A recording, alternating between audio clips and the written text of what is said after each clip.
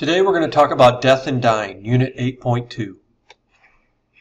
Emotional, physiological elements of death and dying. What is a terminal illness? Well, it's a disease that cannot be cured that will result in death. Death can involve fears that are physical, social, and emotional. Physical, helplessness, dependence. Social, separation from family. Emotional, being unprepared for death and what happens after death. Interventions for fear. Well, you should talk as needed. Avoid superficial answers like, "It's God's will." Provide religious support as appropriate. Stay with the patient as needed. And work with families to strengthen support. What do most medical personnel feel in regards to terminally ill patients? Well, they should be told they should be left with some hope.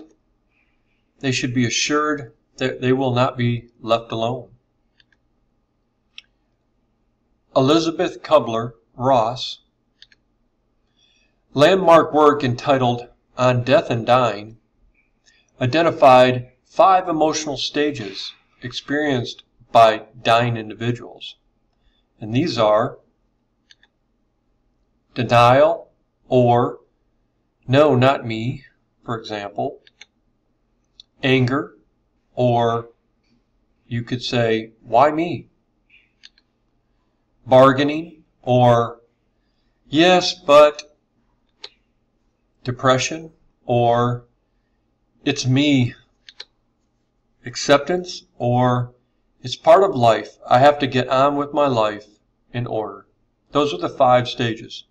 And people can revert back and forth between different stages. In order for a health care worker to provide care to a dying patient, he or she must understand their own feelings about death. Come to terms with these feelings. What is the philosophy behind hospice care? Well, it's to allow patients to die with dignity and comfort. Types of care hospice provides: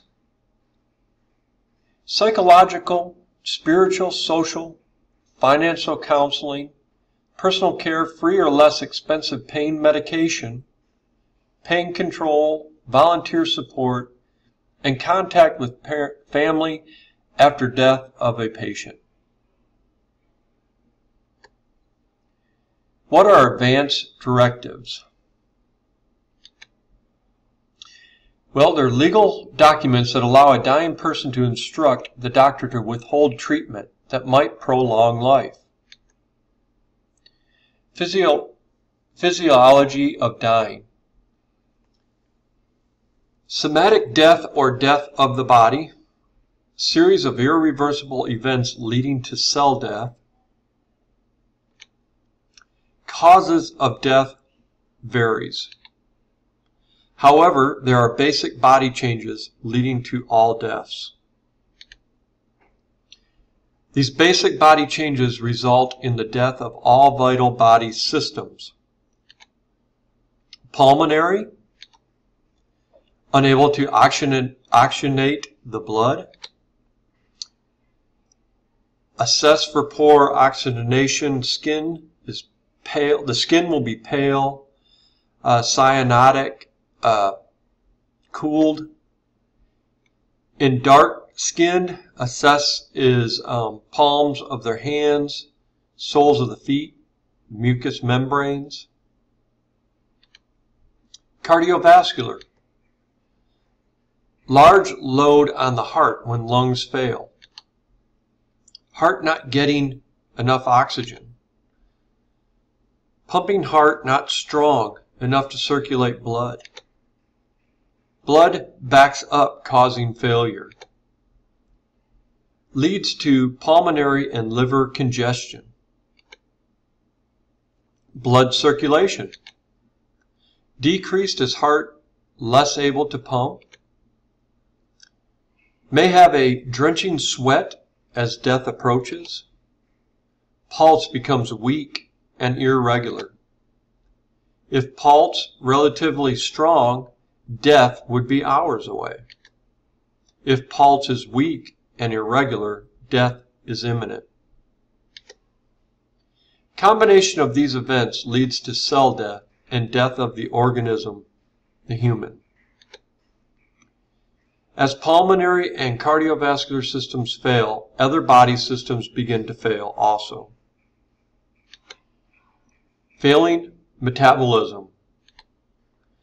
Metabolic rate decreases and almost stops. Feces might be retained or it might be present. Failing urinary system. Urinary output decreases. Blood pressure too low for kidney filtration. Further load on the cardiovascular system due to increased circulating volume. Failing nervous system.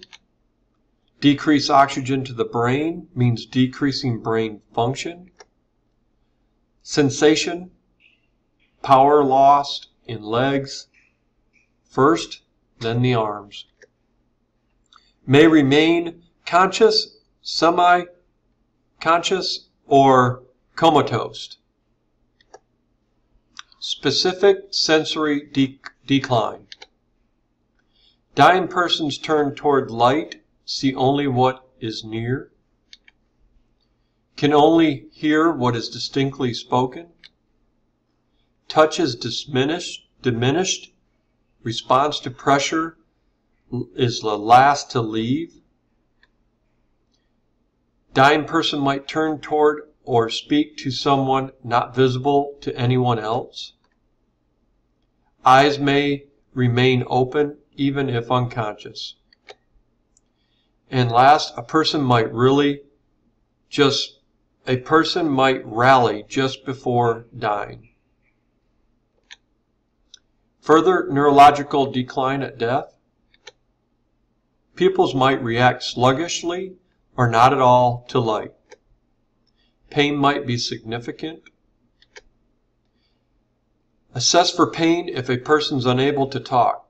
Restlessness, tight muscles, facial expressions, frowns. These are things that you would see as signs. Provide pain medication as needed.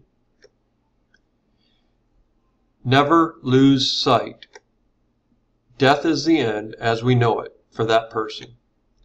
We can only support, listen, and therapeutically and make the person as physically comfortable as possible. We can also use our knowledge and our expertise to strengthen, support, and prepare the family. This concludes our slide on death and dying.